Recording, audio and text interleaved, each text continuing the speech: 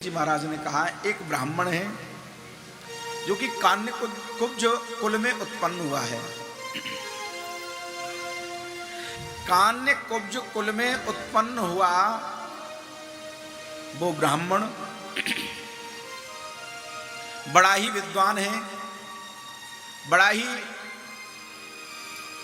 पंडित है, प्रखर है, कर्मकांड आदि करता है, परंतु उसने किसी वैश्या के ऊपर आकर्षित होकर के अपने पूरे पांडित्य का नाश कर लिया। एक वैश्या है, गणिका है, उस गणिका को अपने घर ले आया और जब गणिका को घर लेकर के आया बंधुओं, तो वो गणिका कहने लगी, ये तुम क्या पूजा, ये क्या पाठ करते रहते हो, 24 घंटे चंदन आदि लगा करके, सबको छोड़ो। बंधुओं, वो उसके रूप पर इतना मोहित था कि उसने उसके कहने से सब बंद कर दिया। जब बंद कर दिया तो अब खाने के लिए कहां से आए, तो उसने चोरी करना प्रारंभ कर दिया, डकैती डालना प्रारंभ कर दिया, लोगों को मारना प्रारंभ कर दिया, लूटना प्रारंभ कर दिया, जुआ खेलने लगा और मदिरा का पान करने लगा, आदि इत्यादि।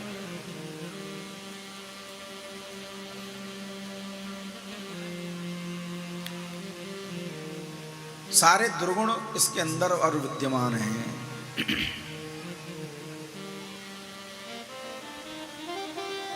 एक दिन की बात है, कुछ महात्मा लोग यात्रा करने के लिए निकले। जब महात्मा यात्रा करने के लिए निकले तो उस महात्माओं ने मन में विचार किया कि अब रात्रि का समय हो गया है, तो कहीं चल करके थोड़ी देर विश्राम कर लिया जाए और भगवान की प्रसादी भी वहीं बनाई जाए। आज रात्रि वहीं विश्राम करेंगे, प्रातः काल वहां से अपने आगे के गंतव्य के लिए हम चलेंगे। बंधुओं, महात्माओं ने किसी से पूछा कि भैया यहाँ कोई भक्त रहता हो तो उसका हमें निवास तुम बता दो, हम वहां जाकर के आज भगवान की प्रसादी वहां कर लेंगे।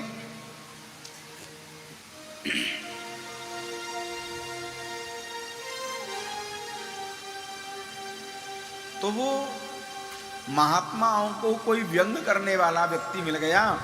कई बार क्या होता है कि लोग मजाक में कहते तो बात है, पर लेकिन उनके साथ में मजाक कर देते हैं।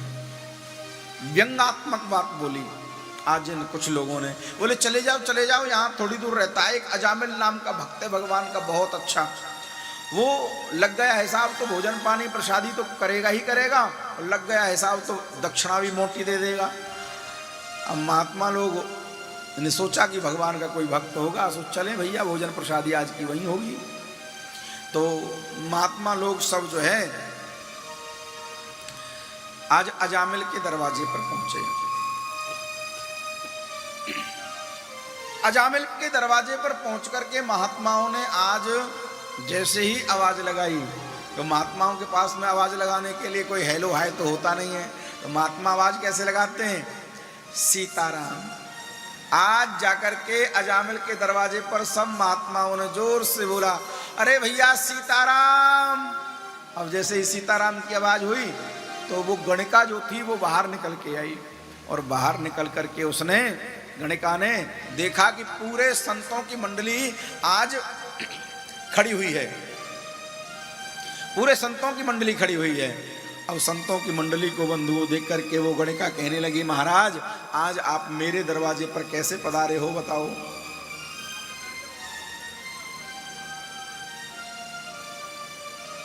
बंधुओं, उस गणिका ने उन महात्माओं को देख करके कहा कि आप मेरे दरवाजे पर कैसे पधारे बताओ। बोले बेटा हमने सुना है कि ये अजामिल भक्त का घर है। अब जैसे ही उसने कहा कि महात्माओं ने कहा अजामिल भक्त, तो वो गणिका कहने लगी, महाराज मेरे पति कोई भक्त नहीं है। बोले तो? बोले मेरे पति तो एक बहुत बड़े डाकू हैं। अरे चले जाओ आप। उसने आवाज सुन ली तो बहुत खूंखार है वो व्यक्ति। अब गणिका के अंदर संतों का दर्शन करके भाव जागृत हुआ कि मेरे दरवाजे से संत आज वापस जाएंगे। महात्माओं ने कहा बेटा हम तो इसलिए आए थे कि आज का भोग प्रसाद ठाकुर जी का यहीं हम बनाते, यहीं पाते हम। तो वो गणका कहने लगी महाराज मैं तो अपने शरीर से दूषित हूं, मैं आपको सूखा सामान दे देती हूं, आप यहीं सामने बैठ करके भगवान का प्रसाद बना लीजिए और पा लीजिए। महात्माओं ने कहा जैसी भगवान की इच्छा। सो गणका ने थोड़ा आटा, आलू, दाल, चावल, नमक, मिर्च सब कुछ दे दिया और महात्माओं ने अपना भोजन पका लिया। जब महात्माओं ने अपना भोजन पकाया उसके बाद में ठाकुर जी को भोग लगाया और ठाकुर जी को भोग लगा करके आज वो महात्मा में जो मुख्य महंत थे वो आज उस भोजन को देख करके करुणा करके रोने लगे, मन ही मन विचार करने लगे कि आज हम इस अजामिल का अन्न पा रहे हैं, हे परमात्मा इस अजामिल के ऊपर आप तू कृपा कर देना, इसका कल्याण कैसे हो अजामिल का, इस बात पर विचार करने लगे। बंधुओं मैं आपसे निवेदन करूं यदि कोई महात्मा, कोई संत, कोई भगवान का भक्त यदि आपके घर का प्रसाद भी पाता है, यदि आप उसको झुक करके प्रणाम भी करते हो तो वो आपके सदा मंगल की ही कामना करता है, सदा मंगल की कामना करता है। आज ये महात्मा अजामिल के मंगल की कामना करने लगे, विचार करने लगे इस अजामिल का कल्याण कैसे हो, ये कैसे आज हम इसके घर का अन्न पा रहे हैं, इसका कल्याण कैसे हो। और बंधुओं उन महात्माओं ने सबने मिलकर के प्रसादी भगवान की पाई। अब जैसे ही प्रसाद पाकर के वो सब अपनी दैनिक क्रिया से निवृत्त हुए तो उतनी ही देर में अजामिल आ गया वहां। अब महात्माओं को तो नियम है जब सोते हैं तो 2 मिनट सीताराम सीताराम सीताराम सीताराम कीर्तन करते हैं। आज महात्मा सब लोग अजामिल के दरवाजे पर भगवान नाम का संकीर्तन गा रहे हैं। आज अजामिल के दरवाजे पर संकीर्तन हो रहा है। जैसे ही अजामिल आया, अजामिल ने देखा कि मेरे दरवाजे पर ये भगवान का नाम, ये संकीर्तन कैसे आज। अजामिल ने कहा कि अरे भैया तुमको कौन रोका यहां पर। अब अजामिल की जैसे ही आवाज आई तो अंदर से वो गणका भी निकल आई। अब महात्मा तो कुछ बोले नहीं, वो गणका कहने लगी मैंने रोका है इनको। अब जैसे ही अजामिल ने अंदर से अपनी धर्मपत्नी की आवाज सुनी कि मैंने रोका है इनको, तो शांत हो गया, चुप हो गया, कुछ नहीं बोला। फिर अच्छा तुमने रोका है तो ठीक है, मैं सोच रहा था कि इनकी इतनी हिम्मत कैसे हो गई रुकने की। अब पत्नी है, गणका जो है उसके सामने बोल ही नहीं सकता ये, हाँ चुप हो गया। ठीक है तुमको इसने, मेरी धर्म पत्नी ने रोका है तो ठीक है, और नहीं तो आज मैं तुम्हारा कल्याण ही कर देता। तुम्हारी हिम्मत कैसे हुई यहां मेरे दरवाजे पर रुकने की। अब ऐसा है, इन लोटा वासनों को यहां से उठाओ और चले जाओ। महात्मा कहने लगे भैया अजामिल इतना क्रोधित काहे को होता है, हम चले जाएंगे, पर लेकिन आज हमने तेरे घर का भोजन पाया है, क्या तू हमको दक्षिणा भोजन में नहीं देगा, भोजन की दक्षिणा। काहे की दक्षिणा, कैसी दक्षिणा। अरे भैया जब संत ब्राह्मण भोजन करते हैं तो उसके बाद में उनको कुछ दक्षिणा देनी होती है। हाँ जब ब्राह्मण भोजन करे घर पे तो जो भी कुछ हो तो उसको दक्षिणा भी देनी पड़ती है। हमारे ब्रज में तो ऐसे कहें भैया यदि कोई दक्षिणा नहीं दे काऊ को तो भैया या यजमान ने तो वैसे ही हमारे दांत घिसवाए, हमारे दांतों घिस गए और बाकी बदले हमें कछु मिलो नहीं है, तो दांत घिसाई हमें देनी चाहिए संत ब्राह्मण को। बोले भैया तू हमें दक्षिणा नहीं देगो। बोले काय की दक्षिणा, चले जाओ यहां से, मैंने तुम्हारे ये सोटा लोटा नहीं छुड़ाए तुमसे, ये चिमटा तंबू और छुड़ा लूंगा मैं तुम्हारे, और तुमको मिल जाएगी दक्षिणा बढ़िया। महात्माओं ने जब ये बात सुनी तो महात्मा कहने लगे जो महंत थे, अरे बेटा अजामिल हम तुमसे कोई रुपया पैसा की दक्षिणा नहीं मांग रहे, धन दौलत तुमसे नहीं मांग रहे। बोले तो फिर तुमको क्या चाहिए। बोले कि आप हमारी एक बात मान लो, उसी में हमारी दक्षिणा हो जाएगी। क्या बात मान ले महात्मा तुम्हारी? और क्यों मान लूं? मैं तुम्हारी बात क्यों मानूं? पीछे से दरवाजा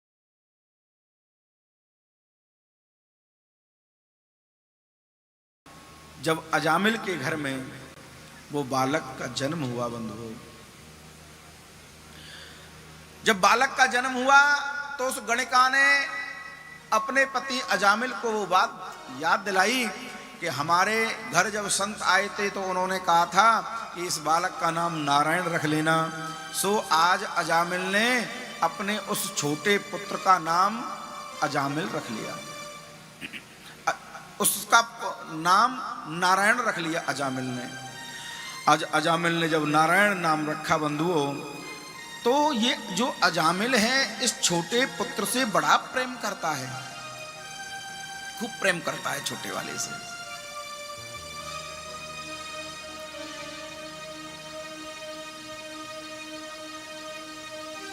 जब भी इधर उधर निकलता नारायण नारायण नारायण, बेटा नारायण बेटा नारायण बेटा नारायण, हर समय नारायण नारायण। अब छोटा बालक है, छोटे बालक को यदि नाम लेकर के बार बार पुकारो बुलाओ अपने पास में तो वो खेलता भी है। तो आज इसके साथ में भी ऐसा ही होता बंधुओं। ये अजामिल का 10वां पुत्र है, 9 पुत्र और भी हैं। वैसे बड़ा पुत्र पिता का अधिक प्यारा होता है और सबसे छोटा वाला जो होता है वो माँ का अधिक प्रिय होता है, क्योंकि बड़ा पुत्र पिता के सहयोग, क्योंकि बड़ा जल्दी हो जाता है तो वो अपने पिता के कार्यों में सहयोग करने लगता है, और छोटा होता है वो घर में रहता है तो माँ के पास रहता है तो माँ का कार्य करता रहता है, इसलिए माँ ज़्यादा। पर लेकिन यहाँ अपवाद है, यहाँ पर अजामिल को ये छोटा पुत्र बड़ा प्रिय है नारायण, हर समय नारायण नारायण नारायण नारायण नारायण नारायण ये कहता रहता है। अब बंधुओं जब जब अजामिल अपने मुख से भगवान का ये नाम नारायण लेता, अब अजामिल को नहीं मालूम है, वो तो केवल नारायण नाम अपने लेकर के अपने बेटे को बुला रहा है, पर लेकिन जब जब ये अजामिल नारायण नाम लेता तो उसके जो पाप हैं, उसके जो संकट हैं वो कटते चले जाते, कटते चले जाते, कटते चले जाते। बंधुओं भगवान का नाम हर समय कल्याणकारी ही होता है। आज अजामिल कहीं बाहर से आया और बाहर से आकर के अपने आंगन में, अपने नगर में, अपने घर में बिस्तर पर लेटा हुआ है, और बिस्तर पर लेटा हुआ अजामिल, आज अजामिल को कुछ ऐसा प्रतीत होने लगा कि मेरा स्वास्थ्य खराब है, मेरे आज प्राण अवरुद्ध हो रहे हैं। बंधुओं आज अजामिल का प्राणांत होने वाला है, और जिस समय प्राणांत प्राणी का होता है तो उसको बड़ा कष्ट होता है, खूब कष्ट होता है।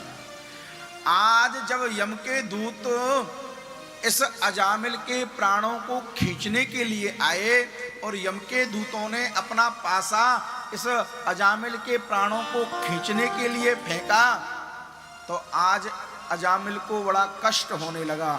जब अजामिल को बंधुओं कष्ट होने लगा तो अजामिल को कुछ और तो सूझा नहीं, केवल नारायण नारायण नारायण नारायण। कि दूरे क्रीडम का सक्तम पुत्रम नारायण वयम प्लावतेन स्वरे चोरई राजुहावा कुलेन्द्रिया। बंधुओं आज इस अजामिल को और तो कोई बात सूझी नहीं, आज अजामिल अपने बेटा नारायण को ही आवाज देने लगा, अरे नारायण मुझे बचाओ, नारायण मुझे बचाओ, ये देखो कौन है, ये मेरे प्राणों को खींच रहे हैं, अरे नारायण मुझे बचाओ, नारायण मुझे बचाओ, नारायण मुझे बचाओ। बंधुओं उसका जो बालक है छोटा वो थोड़ी दूर पर खेल रहा है, वो बालक तो नहीं आया, पर बंधुओं जब उसने जोर से नारायण नारायण नाम का उच्चारण किया तो उसी समय वहां पर भगवान के दिव्य पार्षद प्रकट हो गए। बंधुओं भगवान के पार्षदों ने प्रकट होकर के आज यम के दूतों में अपने डंडा बरसाना प्रारंभ कर दिए और अजामिल पड़ा हुआ इस दृश्य को देख रहा है। एक तरफ यम के दूत हैं, दूसरी तरफ भगवान के पार्षद हैं। उन भगवान के पार्षदों को देख करके बड़ा आनंदित भी हो रहा है, क्योंकि वो सभी कैसे हैं भगवान के पार्षद कि सर्वे पद्म पला साक्षात पीत कौशेय वास किरीटिना कुंडलिनो लसद पुष्कर मालिना।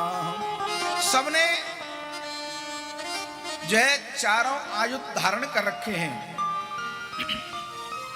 सर्वे पद्म पला साक्षात, पीत वर्ण के पोशाक उन्होंने धारण कर रखी हैं, जिनके चार चार हाथ हैं। उन चारों हाथों में उन्होंने चार आयुध धारण कर रखे हैं। ऐसे भगवान के दिव्य पार्षद हैं, मानो ऐसा लग रहा है कि स्वयं नारायण ही आज पार्षद बनकर के आ गए हों। बंधुओं,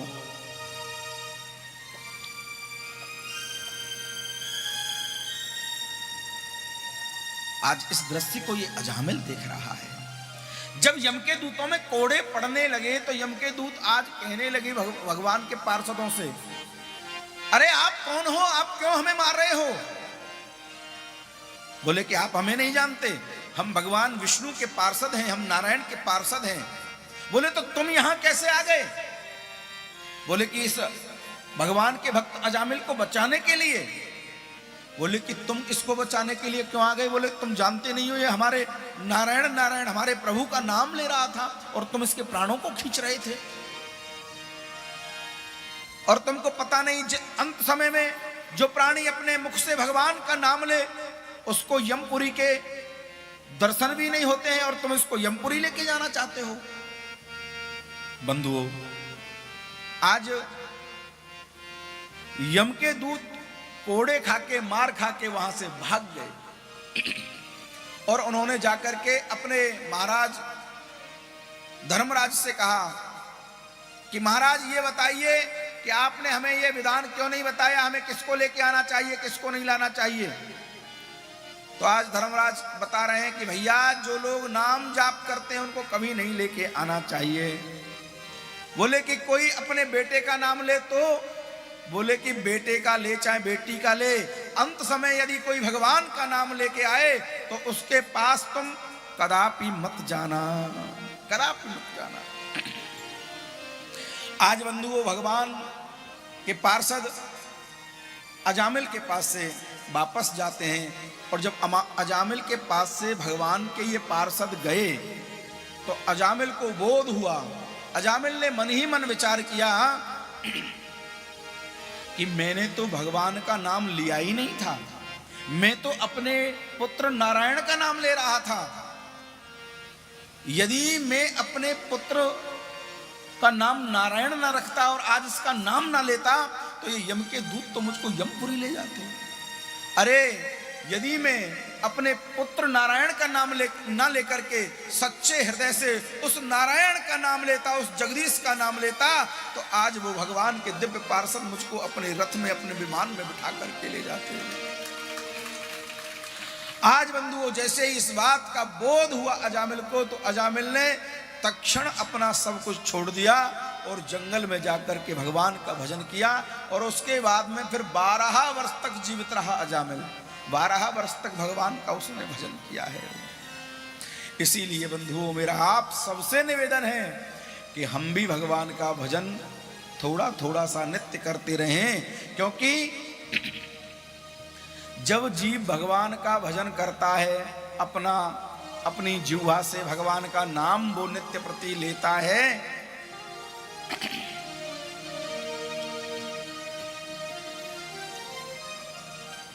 जब व्यक्ति अपने जिह्वा से भगवान का नाम लेता है तो निश्चित रूप से बंधुओं समझिए कि उसका अजामिल की तरह ही कल्याण हो जाता है। प्रेम से बोलो एक बार राधे श्री राधे।